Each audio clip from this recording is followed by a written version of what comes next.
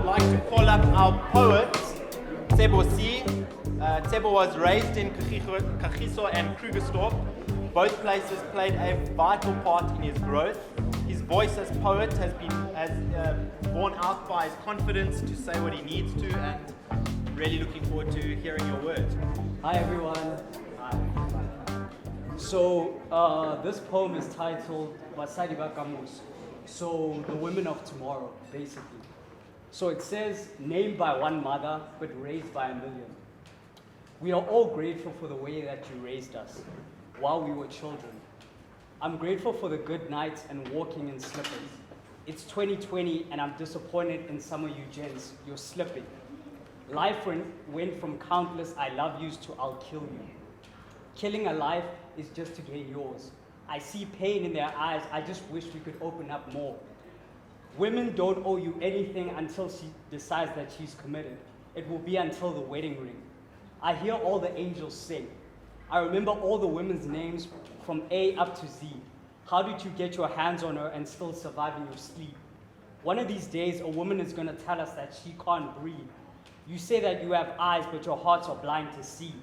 I guess I thought crime was the niche, but now I know when I go to bed knowing that rape is the biggest thief. How many women's names need to appear on the screen for the boys to tell me that she belongs to the streets? I don't know everyone's story, but mom always taught me, you hit a woman, you strike a rock. Their voices are powerful than R&B is to pop. I see more flowers at coffins than the ones I see passed around. Let me make sense. You're jealous of their strength. Encouragement is her favorite scent. Her worth means more than these rags, but you treat her like sense. Do you remember all the time that she spent looking beautiful, but you laid your eyes and beat her till her death? Man, I wish you repent. I mean, why do we have to torture God's daughters when they've always had the courage in the way that they've brought us up? I hope one day my daughter doesn't have to lie with this. I hope there's still more lives to save than take. I can't be silent and let her wait. I still have so many sisters to meet, many who continue to inspire my dreams before I reach. Their future's bright when you treat them right. Don't claim her as a trophy just because of one night. Hurt a woman and know God will count her tears. How many more years till we get rape and violence out of here? A woman doesn't need to demand love if respect is never near. Why damage a soft spirit? All she wanted was to give a warm hug, but your intentions were cold. Why count the chains on your chest if you can't treat them as gold? Will I be killed for the stuff that I wrote? Man, I decided to be bold. I won't let bitterness, violence, and jealousy take control. I pray every day that you find comfort in your souls. Your daughters of God created by divine birth. We shower you with blessings, but behind closed doors you feel threatened. I've learned from different topics, but women are the greatest lesson. My mind weeps at this matter. It's really unsettling. I'd rather tell the truth than live in regret as if I kept it. Let the topic reside in my mind as my heart is open. This matter is no fantasy. It's deeper than the ocean. They're drowning in their tears. I don't want to pay homage only when you disappear, because through my failures and success, they'd always be there. Thank you.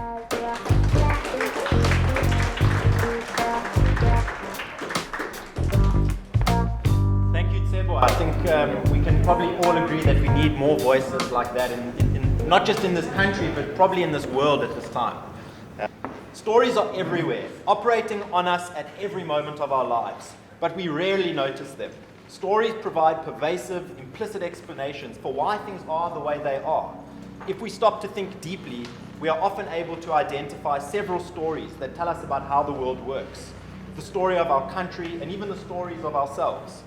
Such stories provide frameworks for how we assess and understand new information, and provide a storehouse of values and virtues and morals and norms, and provide a guide for what we might, could, or should become. Most importantly, they do not just convey information, they convey meaning. They bring a sense of significance to our knowledge and how we share it with people. Stories are so powerful because they mimic our experience of moving through the world, how we think, how we plan, how we act, and find meaning in our thoughts, plans, and actions. We are in a constant process of creating stories. When we wake up, we construct a narrative for our day. If we get sick, we construct a narrative for how it happened and what we might be able to do about it. Through a wider lens, we might look at the story of our lives and construct a narrative for how we became who we are today and where we are going. Through an even broader lens, we construct stories about our families, about our communities, our countries, and our world. Cultures provide master narratives or scripts that tell us how our lives should go. A common one for many in the West is to go to school, graduate, get a job, get married, have kids, and then send them to university and college and hope that they can repeat the story for their kids. But what happens when our lives go off track from this story? What happens when this story just doesn't work for us? We find a new story, or we feel a little lost until we find one. We can't help but seek meaning and coherence for our lives. What is the story of the world? Most people have a story, often unconscious, that organizes their understanding of the world. It frames their understanding of events, gives those events meaning, and provides a framework for what to expect in the future. It's just a question to provoke some thought, is think about what are the stories that frame your understanding of the world. I think we're hearing some remarkable expressions of this from our storytellers this evening. But we are all those storytellers, and we all have similar stories. I would now like to introduce our next pairing of artist and storyteller. We are going to be joined by Andy Swart and Bridget Modema Mayhew. Andy is a retired national boxer and still an active South African kickboxer. She has been to 4 world championships and holds 12 national titles. She is also a mother of 2 and the founder of Fighting Fit Academy. Bridget is an award-winning Pretoria and Johannesburg-based curator and visual artist. She explores through performance, sound, sculpture, and mixed media. She specializes in glass and steel sculpture portraits and is the founder and owner of Sculpture, Gypsy, and Modema Fine Art. And she's currently finishing her Master's in Fine Art from the University of Pretoria, as well as her Master's degree in Reiki from the Grange, Johannesburg. And if that wasn't enough, she's also currently completing her metaphysics degree through the University of Metaphysics in Arizona. She's exhibited locally and internationally in Mozambique and Venice, and her studio is located in Subsea Art House in Kuduspoort, Pretoria. Storyteller and artist Andy and Bridget, I'd like to welcome you. Glass and gold leaf. So the glass goes through a kiln process, so you would put the glass in an oven basically, and you would slump the glass into forming the shape, the desired shape, which is a heart in this case. And I applied gold leaf to the heart, and yes, it's steel that I bend and weld and grind myself. And rainbows. It's a very mean and nasty place, and I don't care how tough you are, it will beat you to your knees and keep you there permanently if you let it. You, me, or nobody is going to hit as hard as life. But it ain't about how hard you hit. It's about how hard you can get hit and keep moving forward. How much you can take and keep moving forward. That's how winning is done. Now, if you know what you're worth, then come on and get what you're worth. But you gotta be willing to take the hits and not point the finger saying you ain't where you want to be because of him or her or anybody. Cowards do that, and that ain't you. You're better than that.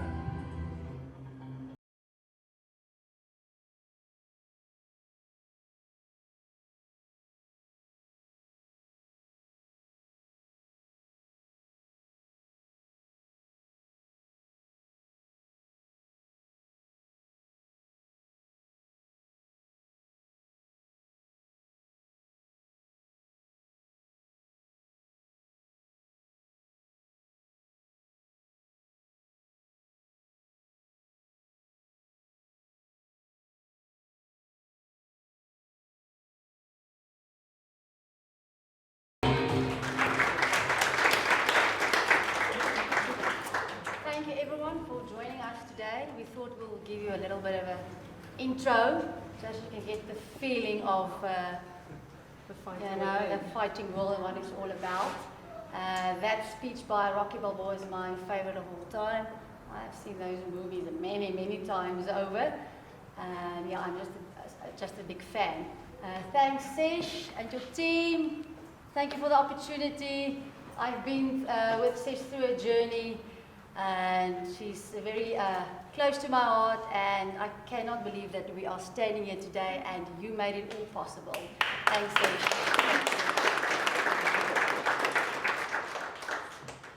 So Sesh, teacher said, she came up with this idea of pairing the storytellers with an artist. And then she's like, I had another artist, didn't work out, but I think it's because I had to be paired with Bridget. Absolutely. And we had a Zoom meeting, and Bridget, tell us about the first Zoom meeting we had. Yeah, so we met on Zoom. She told me a little bit about her journey, just a little bit, and I said to her, I think it's best if we meet in person. So on Zoom, we arranged the time, date, and place. And on the day, I get there, I realize I forgot my phone at home.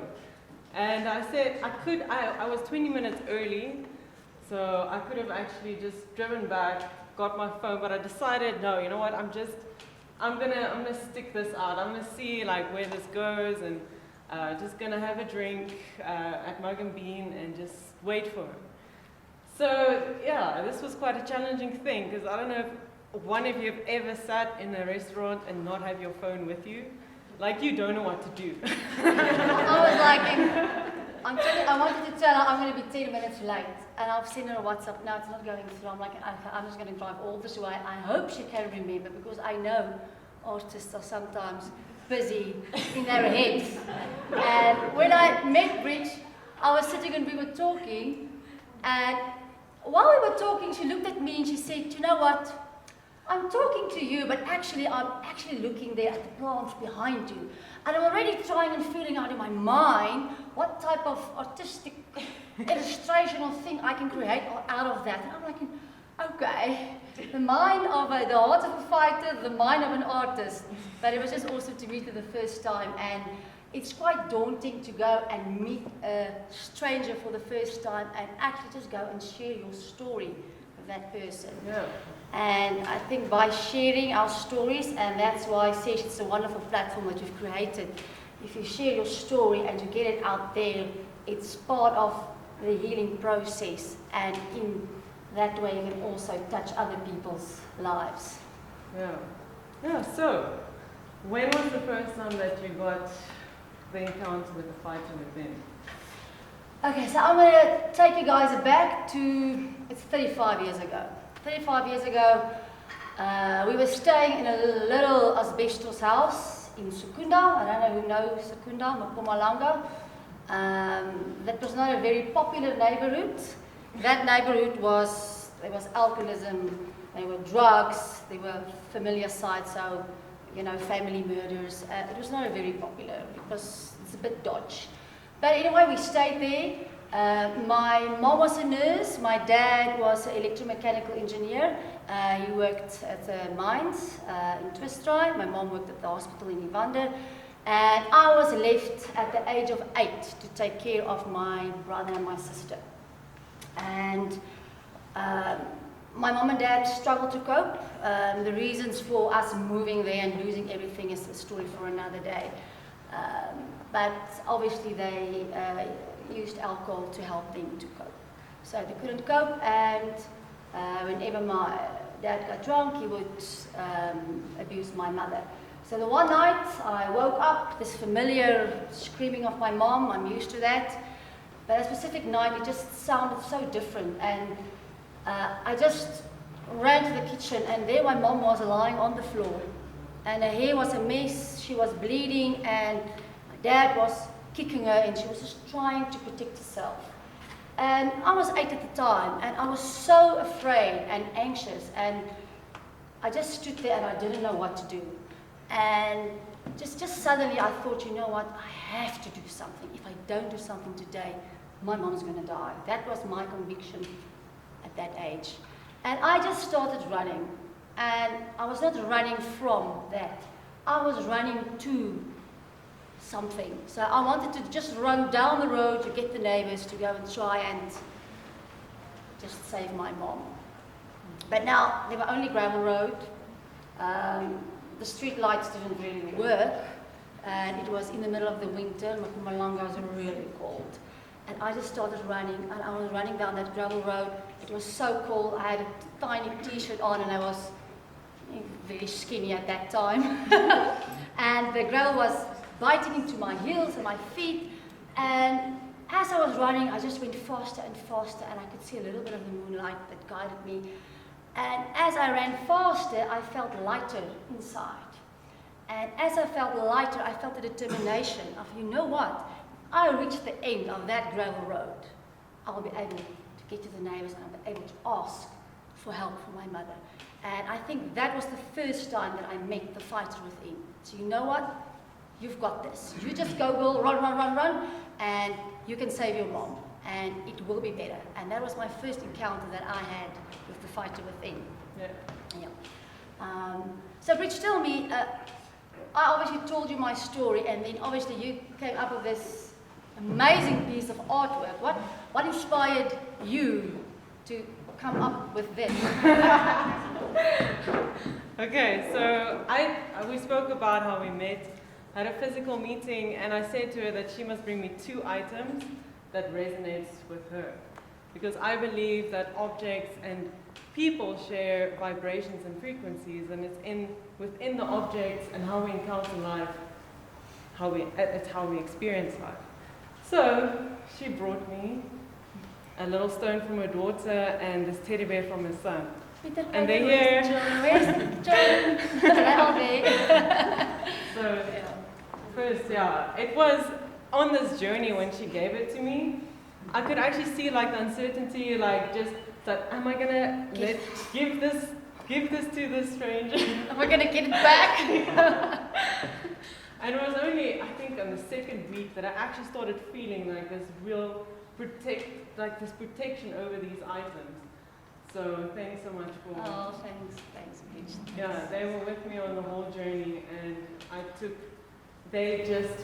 was just in conversation with them. These 2. Yeah. Must have been interesting conversations. Yeah, and when I listen to her story, and even in the objects, like, she's got a passion of heart, like, she's so passionate, and she's just such a giver, and she really, the people that's in her life, she really protects and she really nurtures. And in that moment, I saw this heart image, this like a very small heart, but such an extension of vibration and power that she has within herself. And I saw this image in my mind's eye, and I literally just went into the studio, and I drew on the floor, and that was it, and it came into this, That's really, really nice there. Yes. She asked me what your favorite colors. Yeah. I know. And I said red and green, and came out. What's your favorite animal? A lion and a phoenix rising from the ashes, and then we've got the flames there. It's just amazing. Yeah. Yes, lovely. So, I mean, we're talking about the fighter within, and, what was, like, in a physical event, like, what was that moment that, in a fight that you really could get that passion, that, when you're ready, you're in that action, and that flame just, you just shift, you go into an altered state. Like, can you tell us something about that? Okay, absolutely. So I've been fighting for over a decade, and it was my first World Championships. It was in Dublin in Ireland, and one of the fights I ended up against a girl from Portugal. I remember now at that time I was already a mom. Kaiten was already 4 years old. And for me it was like, I must now go and punch these girls because they're like 19, 20 years old. So I ended up against this girl from Portugal, a youngster there. And obviously what goes inside you keep inside. But I was very composed, and we got there, we touched gloves like I touched gloves with Adele just now. You touch gloves, you go back, and then you will go and you'll just try and feel the other person out before you literally go into the fight. And I was standing there, touched gloves, and she took one step back, and when she stepped in, she just Superman punched me in the face against there. I'm like, my brain just shifted. This girl she was just crazy, and she was going on, and she didn't stop. She was like a bulldozer everywhere.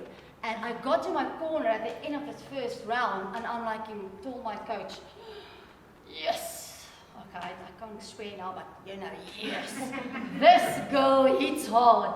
And he said, you know what, you go back and you hit harder. And I got the second round, I just decided, you know what, just try and connect and just move around. And you can ask my partner Adele there at the back. When we do sparring, my first defense is I'm everywhere. Ask Sesh, I'm very busy. So that's why I'm really trying to compose myself and standing still today. So I was just everywhere. She didn't know where I was. I was there, I was everywhere. She was like, where are you now? I was just moving and my work tempo was so high, she just didn't know where I was. So after the end of the second round, it was like, it could have been anyone's fight. She took the first round, I took the second round. So the last round, as I stood there in that corner and was always breathing through the nose, and you hold it there for 3 seconds and you breathe out through the mouth. You do it 3 times and you're ready for another round. So while I was doing that, didn't even hear what my coach was saying at the time. I thought, you know what, I had that same feeling I had 35, that stage it was probably 25 years ago. And I had the same feeling of, you know what, I can do this. I've got this. I'm not going to run away. I am going to go and I'm going to finish this. And you know what, there might be a chance of winning this fight. And when we touched gloves for the last round, she was, her head was going like this, and her eyes were rolling, and I'm like, arrogant little girl, you know, very short sportsmanship. So I was actually just annoyed, being a mother myself. She was now going on like crazy, and I just stood my, you know, my mood a little bit, and I was like, you know what, bring it on, let's do this. And that last round is, it's really tough. You're so tired. I mean, you're really, really tired. And you have to move around, and you're taking a lot of hits and punches to the body as well. And there was a crowd at the top balcony, and they just started chanting my name, Andi, Andi, Andi. And then I was like, wow, I'm doing it for myself, but I'm also doing it for everyone around me, for my whole team. And when the fight was over, it could have been anyone. So as we stood there, you would stand there, and then you're tired, you look like hell, and then the ref will hold your hand, and I was like, and they have to announce who's going to be the winner. And I was just standing there, and I didn't even want it to win. I was still so proud of myself of just being able to do that. And when they raised my hand, I felt such an immense gratitude and said, wow, I'm actually so glad for all the stuff that I went through in my life, because it helped me in that moment to just be strong and to not back down and to not give up. So yeah, that is what I went through at, you know, in 2011. So now I want to ask you the same thing. Tell me, I'm sure you just didn't come up with this thing. What is the process that you had to go through to make this marvelous piece of art? So this one actually had like an interesting part, because every time like I make a piece of art, there's always something like significant that happens. And this one was a little bit dangerous because on a day, like I was busy polishing the piece, and like I always wear like a beanie, and for some reason I had my hair down. And as I was polishing the sculptural piece, like it actually like grabbed my hair and like it punched me like right in the eye. Luckily I was wearing goggles. It wasn't me. My energy. So like in that, it was like, okay, but to me, I don't know, maybe I'm just a bit, but after that happened, like I actually finished the piece like that same day, because I could just feel like that energy, that, you know, as if I was in a fight, you know, and just use that energy to create this. And yeah, to me, we store energies in our body, and our heart is such a powerful organ, and it's through the heart that we resonate, and we either in disharmony or in harmony with the world. And once you're in that state of harmony, you can conquer anything. And that's the symbol of this piece. Yeah. Cool. So I don't want to go into what happened to me in my life really, but there's a message that I just want to, and if anyone in the room can get it, you know, I'll be really blessed if there's anyone who can take it with them. I just feel that I cannot go back and change what happened to me when I was 8 years old. But I can still go and change the meaning that I attached to that day.